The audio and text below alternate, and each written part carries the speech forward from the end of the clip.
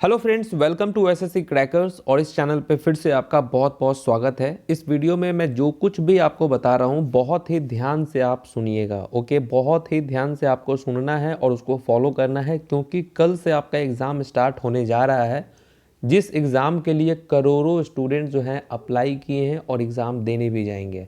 Okay, बहुत दिनों के बाद एग्ज़ाम हो रहा है, इसीलिए आपको बहुत ही सीरियस होकर इस एग्ज़ाम को देना है। इस वीडियो में मैं 2-3 ऐसे पॉइंट आपको बताने वाला हूं जो कि आपको वो चीज़ नहीं करना है, और क्या करना है वो भी मैं इस वीडियो में आपको बताने वाला हूं। ठीक है, आप डेफिनेटली जो है पास करके आएंगे इस एग्ज़ाम में।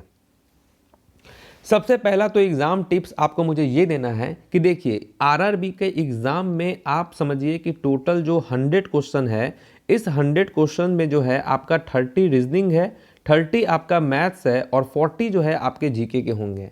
टाइम आपके लिए सफिशियंट है, समझ रहे हैं? टाइम आपका ऐसा है कि टाइम इसमें पूरा सफिशियंट आपको रहेगा।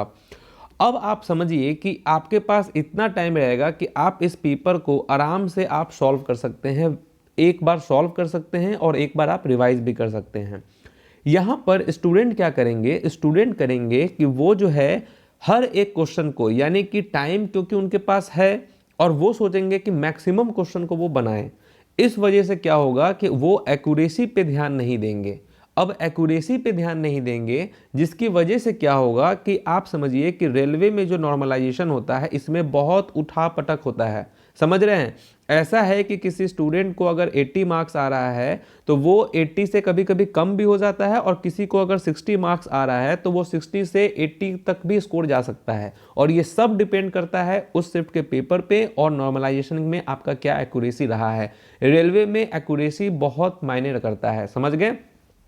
एसएससी में तो नहीं करता है, बट रेलवे में करता है। तो पहला चीज आपको यही करना है, आपको ये गलती नहीं करना है कि जो क्वेश्चन नहीं भी आ रहा है उस क्वेश्चन को आप सॉल्व करके आ रहे हैं, टिक करके आ रहे हैं। ये काम आपको नहीं करना है। पहला टिप्स यही है कि एग्जाम में जो क्वेश्चन आता है उसी क्वेश्चन को आपको बनाना है।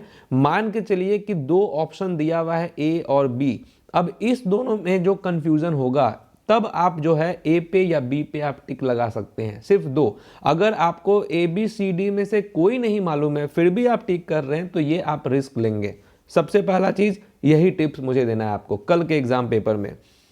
दूसरा आपको ये पेपर टिप्स देना है कि एक बार आप ये नहीं कि सीक्वेंस वाइज आप बनाना स्टार्ट कर दें। मान के चलिए कि पहला, दूसरा, तीसरा, पहला क्वेश्चन आपसे बन गया, दूसरा क्वेश्चन बन गया और तीसरा क्वेश्चन अगर आपसे नहीं बना तो आप इसको बनाए जा रहे हैं, बनाए जा रहे हैं, बनाए जा रहे हैं। नहीं, ये गलती नहीं करना है। मतलब कि पहला क्वेश्चन बना, दूसरा बना और तीसरा आपसे अगर नहीं बना तो इसको क्या करना है? आपको स्किप करना है, तुरंत स्किप करना है। चौथे क्वेश्चन को आपको बनाना है, समझ गए? फिर पांचवा क्वेश्चन आता है बनाइए, छठा क्वेश्चन नहीं आता है स्किप। यानी कि आप ज़्यादा से ज़्यादा 40 to 50 मिनट्स के अंदर में पहले तो आप 100 क्वेश्चंस में से जितना क्वेश्चन आपको आता है, मान के चलिए कि 40-50 मिनट्स में आपने 60 ऐसे क्वेश्चंस बना लिए जो आपको अच्छे तरीके से आता है।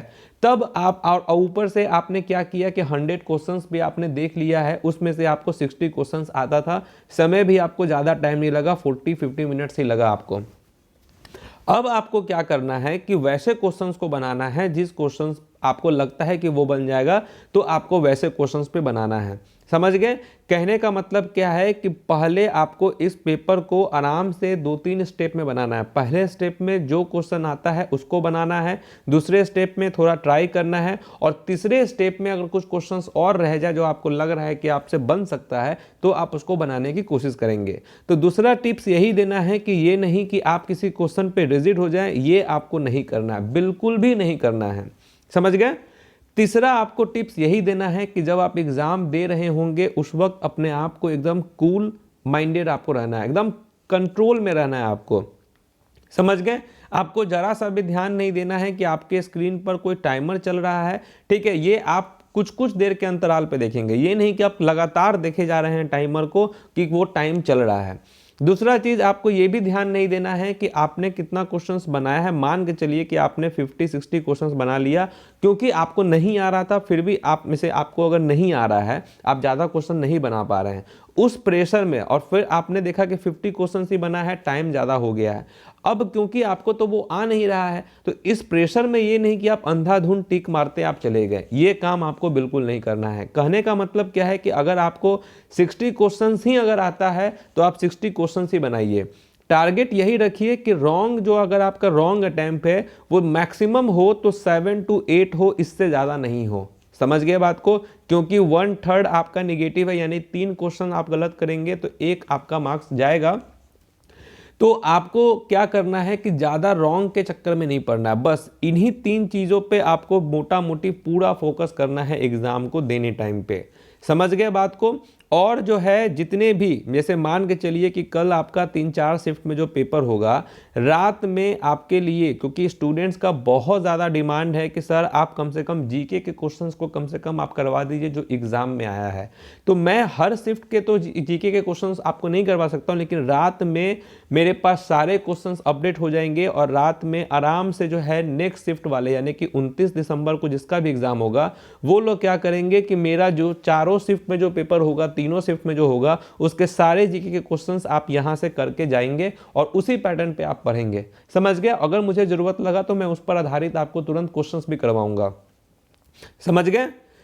बस आप सभी को मेरे तरफ से ऑल द बेस्ट, और यही मैं कहना चाहूंगा कि never doubt your abilities for a moment in a life. आप अपने आप पे जो आपका एबिलिटीज़ है उस पर कभी भी डाउट नहीं करेंगे अपने पूरी ज़िंदगी में, और नहीं आपको एग्ज़ाम में करना है। आप सभी को मेरे तरफ से ऑल द बेस्ट।